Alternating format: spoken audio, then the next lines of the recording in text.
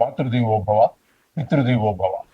నేను మీ శ్రీధర్ 9295909819 నా phone number.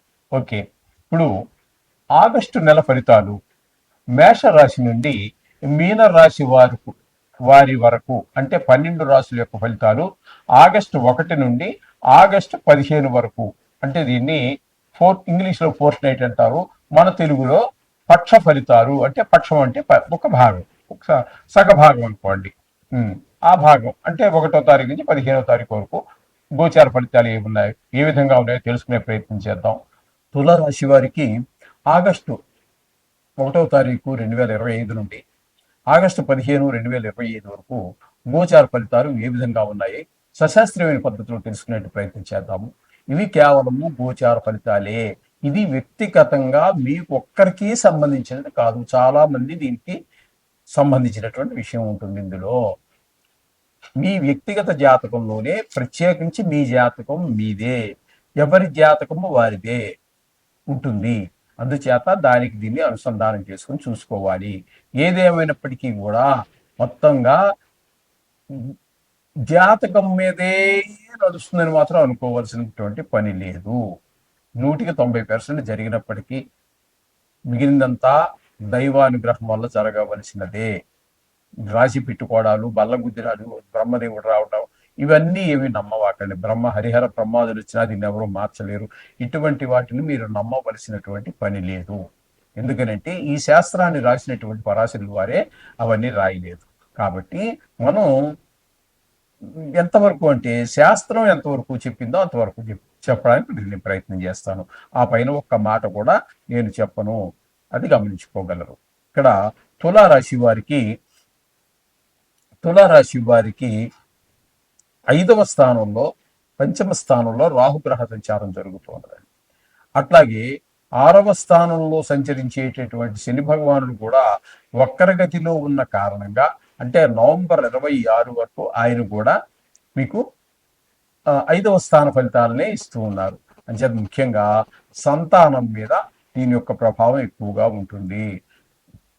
అవంటే సంతానం మీద అంటే చదువుకునే పిల్లలైతే, వాళ్ళు వివాహితులు అయిపోయి వాళ్ళ జీవితాలు వాళ్ళు ప్రారంభించాక వాళ్ళదే ఉంటుంది.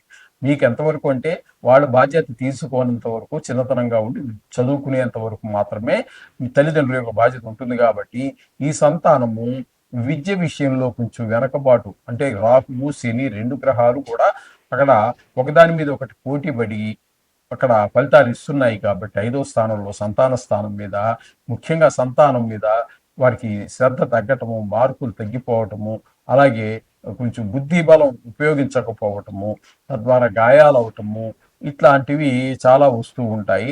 అలాగే చెడు స్నేహాలు, ఇవి చాలా ప్రమాదకరమైనటువంటి, ఒక 10th క్లాస్ దగ్గర నుంచి మరీ కొంత జాగ్రత్త తీసుకోవాల్సిన పరిస్థితి. ఎందుకంటే అది కొంచెం చాలా మనిషికి ప్రమాదకరమైనటువంటి, అంటే చెడు స్నేహాలు చేయడానికి వాటికి ఎక్కువ అవకాశం ఉండేటటువంటిది. మనిషి అంటే విద్యార్థిగా ఉన్నటువంటి వాడు చెడిపోవడానికి ఎక్కువగా అవకాశం ఉన్నటువంటి కాలం. కాబట్టి ఆ విషయాల్లో అప్పుడు జాగ్రత్తలు తీసుకోవాల్సి ఉంటుంది. అంటే శని రాహు ఇద్దరు కూడా ఉండటం మరింత ప్రమాదకరంగా మనం చెప్పుకోవాల్సి ఉంటుంది. ఇకపోతే భాగ్యస్థానంలో గురువు, శుక్రుడు 2 గ్రహాల యొక్క సంచారం జరుగుతోంది. ఈ 2 గ్రహాలు కూడా అత్యంత శుభప్రదమైనటువంటి ఫలితాలనే ఇవ్వబోతున్నాయి. భాగ్యస్థానంలో గురు సంచారం వల్ల అవివాహితులకి వివాహం అవటము కావచ్చు, వివాహం అయ్యేటటువంటి సందర్భంగా కూడా శాస్త్రాల్లో చెప్పబడింది. అలాగే భాగ్యం అంటే ఏ విషయం, ఏంటి భాగ్యం? భాగ్యం అనే దానికి ఒకటని లేదండి, అన్ని భాగ్యమే. మీ తల్లిదండ్రులు ఇంకా ఆవిడ చేతి వంట తినటమో, ఆవిడ మాట వినటమో, మీ తండ్రి గారి యొక్క పొద్దుట లేచి ఆయన్ని చూడటము, ఇవన్నీ కూడా అదృష్టమేనండి. అలాగే మీ మంచి భార్య, మంచి పిల్లలు, అన్ని ప్రతీదీ కూడా భాగ్యమే. ఒక వాహనం ఉండటం, ఒక ఇల్లు ఉండటం, ఒక భూమి ఉండటం, ఒక మంచిగా మాట్లాడగలగటం, ఒక ఆరోగ్యం బాగుండటం, ఇవన్నీ కూడా భాగ్యాలండి. భాగ్యం కానిది ఏది లేదు, ఇవన్నీ అదృష్టం ఉంటేనే వస్తాయి. అలాగే దైవం మీద భక్తి కూడా. ఎందుకంటే ఇక్కడ మనకి మంచి పిల్లలు కూడా అంటే భావాద్భావం అని చెప్పేసి పంచమ స్థానం నుంచి పంచమ భావం అవుతోంది. కాబట్టి ఇక్కడ ప్రతిదీ భాగ్యమే మనిషికి.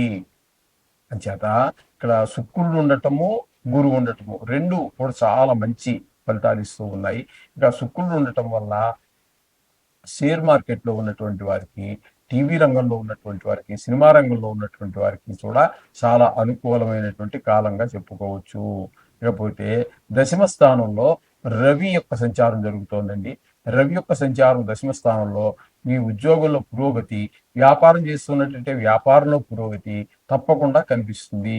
అంతేకాకుండా మీకు అక్కడ ఒక కమాండింగ్ పవర్ కూడా ఉంటే సరే, లేకపోతే ఒక కమాండింగ్ అంటే ఒక నాయకత్వ లక్షణం వాళ్ళని 10 మంది మీద మీరు అజమాయిషీ చేసేటటువంటి ఈ పని జాబ్ రావటం ఇలాంటివన్నీ జరిగే అవకాశం ఉంటుంది. ఉద్యోగం ఒకవేళ ఉద్యోగం రాని వారు ఎవరైనా ఉన్నట్టయితే దశమ స్థానంలో రవి ఉన్న వారికి తప్పకుండా ఉద్యోగం వచ్చేటటువంటి అవకాశం కూడా నాకు కనిపిస్తూ ఉంటుంది. ఇంకా చెప్పాలంటే ఇది కేవలం గోచారం కాబట్టి కొన్ని సందర్భాలలో జాతకంలో కనుక దశముల్లో రవి ఉన్నా, ఆ రవి మీద గురు దృష్టి ఉన్నా కూడా ప్రభుత్వ ఉద్యోగం వచ్చేటటువంటి అవకాశం ఎక్కువగా ఉంటుంది. అలాగే ఆయన ఉచ్చెలో ఉన్న ఇలా చాలా ఉన్నాయండి. ఈ రవికి సంబంధించినటువంటిది ముఖ్యంగా ఆరోగ్యం కూడా చాలా బాగుంటుంది. ఆరోగ్యం మహాభాగ్యం కూడా. చేత ఈ రవి యొక్క దశమ స్థానంలో ఉండటం అనేటటువంటిది చాలా ఒక అదృష్టంగా భావించుకోవాలి. ఇక బుధుని యొక్క సంచారం తీసుకున్నట్టయితే ఈయన కూడా భాగ్యస్థానంలో ఒక అంటే 5వ తారీఖు వరకు ఇక్కడ బుధుడు ఉన్నారు. తదుపరి వక్రం ఆఖరి అయిపోతుందండి ఇక్కడ. అంటే ఆయన మీ భాగ్యంలో ఉన్నట్టుగానే మనం చెప్పుకోవాలి. భాగ్యంలో ఉన్నప్పుడు ఆయన కూడా బుధుడు అంత అనుకూలమైన ఫలితాలు ఇవ్వడు, కానీ 5తో ఆఖరి అయిపోయి రుజుమార్గంలో వస్తున్నారు కాబట్టి ఇక్కడ మీకు దశమ స్థానంలో ఆయన కూడా యోగకారకమే అవుతున్నారు. కాకపోతే ఏకాదశ స్థానంలో కేతుగ్రహ సంచారం అంటే లాభస్థానం అనేటప్పటికి ధన బాగా వచ్చేటువంటి అవకాశం ఉంటుంది. ఇంట్లో సోదరులందరూ కూడా మీకు అనుకూలంగా ఉంటారు. వ్యవహారం ఏదైనా మొదలుపెట్టినట్లయితే నైపుణ్యం ఉంటుంది. అలాగే అలంకార ప్రీతులు కూడా ఉంటూ ఉంటాయి ఏకాదశ స్థానంలో ఉన్నప్పుడు. ఆయుర్భావం కూడా ఆయుర్దాయం కూడా చాలా బాగుంటూ ఉంటుంది. ఈ విధమైన పరిస్థితులన్నీ కూడా బుధ భగవానుడి వల్ల ఏర్పడుతూ ఉన్నాయి. ఇకపోతే ఏకాదశ స్థానంలో కేతుగ్రహ సంచారం చెప్పుకోవాలండి. ఏకాదశ స్థానంలో కేతుగ్రహం చాలా శుభప్రదమైనటువంటి ఫలితాలన్నీ ఇస్తూ ఉంటాడు ఆయన కూడా. ఇంకా అది ఇది అని లేదంటే అన్ని లాభమే. ఏది ముట్టుకున్నా వ్యవహారం చేసిన మంచి నైపుణ్యం అది కనబడుతూ ఉంటుంది. మీరు ఏదైనా ఒక వ్యవహారం చేస్తే అందులో పూర్తి విజయాన్ని సాధిస్తారు. ఇకపోతే వ్యయ స్థానంలో కుజుని యొక్క సంచారం ఉన్నదండి. అది మాత్రం కొంచెం ధన వ్యయం అయ్యే అవకాశం ఉంది. కొన్ని సందర్భాల్లో ధన నష్టం కూడా జరుగుతుందండి. ధన వ్యయానికి ధన నష్టానికి తేడా ఏంటి అంటే, ధన వ్యయం మీరు ఖర్చు చేసుకున్నారు, అనవసరం ఖర్చు కావచ్చు, మామూలు ఖర్చు కావచ్చు, అది మీరు చేసినటువంటి దాంట్లో బాధపడాల్సింది ఏమడదు. ఉన్నా బాధపడాల్సింది, అనవసరం ఖర్చు చేశాను బాధపడాల్సింది. ఈ ధన నష్టం అనేటటువంటిది ఏంటంటే, ఎక్కడో పెట్టుబడి పెట్టాము, అది మళ్ళీ తిరిగి రాలేదు, కొంచెం నష్టం జరిగింది.